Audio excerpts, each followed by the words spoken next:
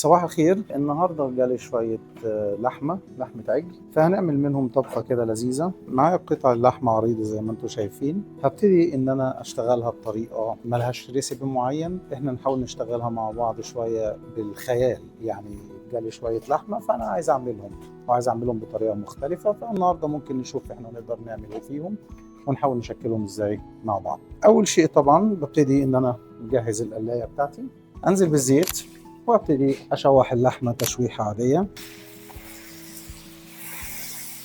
هبتدي اشتغل شويه اللحمه معايا، اديها صدمه، انزل عليها بملح وفلفل اسمر. طبيعي جدا في اي تشويحه فيها اختلاف. اسيبها تاخد الصدمه بتاعتها براحتها وتاخد وقتها. طبعا احنا خدنا اللحمه بتاعتنا شوحناها، هبتدي انقلها عشان اكمل سواها وتاخد الحرقه بتاعتها كويسه. والحركه دي انا بعملها على اساس ان انا استفز الخلايا بتاعت اللحمه فتطلع كل الصفت اللي فيها او الشوربه اللي فيها، بحيث ان هي تبقى ماده اوليه للصوص بتاعي. وابتدي اديها تقليبه كده حلوه عشان نسمع الصوت الجميل اللي القلب بيرتاح. طبعا هي بتكمل معايا التشويحه في الحله بحيث ان انا ما اخسرش السوائل اللي فيها، ونفس الحركه في الحله الثانيه. ومصطفى هيولع في المطعم كده، انا شغال صح. اللحمه بتاعتي لونها اتصدم كويس، وهبتدي استخلط السوائل بالطريقه بتاعتنا. ننقل دي، ابتدي اشتغل على الثانيه شويه. اخد معايا شويه زعتر على تيميان او اكليل الجبل على زعتر، فص ثوم مهروس لذيذ يعمل لي ريحه وصدع من الاول. وبقلب الكلام ده كله بحيث ان انا اخد طعم الثوم معايا. وبحمر التوابل، الاكليل الجبل والثوم والزعتر، كل ده كله مع بعضه. ابتدي انزل بشويه جوز الطيب مطحونه، ريحتها بتبقى هايله، مع شويه ورق غار كامل بالمنظر دون. انزل بحته زبده كده على الموضوع ما تضرش، وحته في الحله الثانيه عشان اختها ما تزعلش. ابتدي اقلب الجمال ده كله مع بعضه عشان ربنا يكرمنا بحته طبخه حلوه او حته لحمه طعمها جميل ريحتها ممتازه.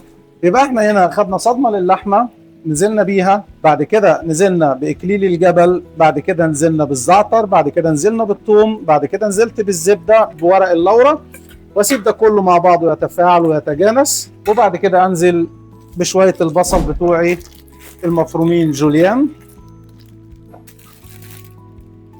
وابتدي اشد الكلام ده كله مع بعضه تقليبه حلوه بحيث ان البصل ينزل لي شويه السوائل اللي فيه ويصدع في الحله من البدايه. يبقى انا كده مشوحه مع الزبده مع الكلام ده كله فيتناسق، واخد شويه لحمه طعمهم حلوين ان شاء الله.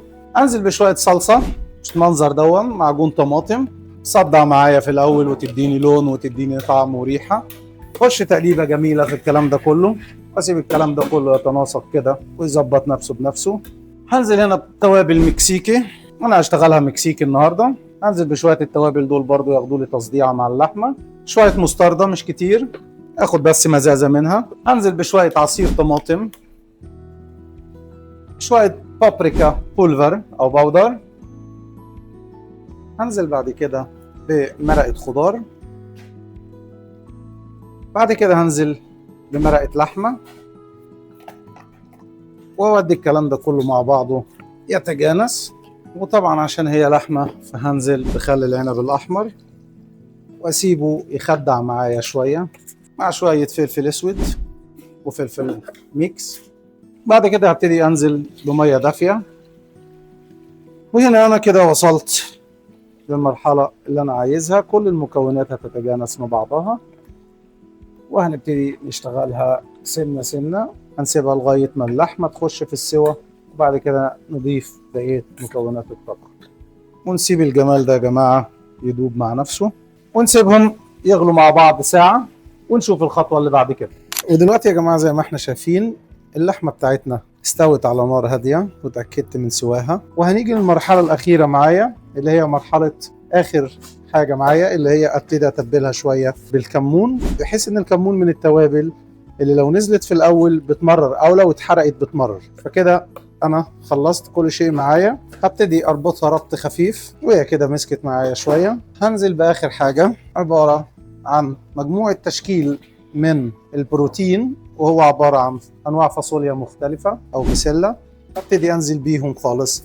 يبقى أنا كده واخد بروتين نباتي، واخد بروتين من اللحمة، ممكن أقلبها تقليبة خفيفة، وكده أنا وصلت لطبخة مسبكة معايا بشكل احترافي، فيبقى فيها اللحمة وفيها البروتين. وطبعا أنا ما اشتغلتهاش على ريسبي معين، أنا اشتغلتها على الخيال بتاعي، فكده أنا حاسس إن أنا وصلت للنتيجة اللي أنا عايزها. معايا طبق بروتين نباتي ومع فيه لحمة، ولو عملنا جنب منه بطاطس هيبقى جميلة جدا، بطاطس مسلوقة، ولو عملنا جنب منه رز هيمشي. فبيمشي في كل ثقافات الأكل المختلفة، وإن شاء الله هتعجبكم. كده هنيجي لمرحلة إن جماعة هيدوقوا ويحكموا عليها.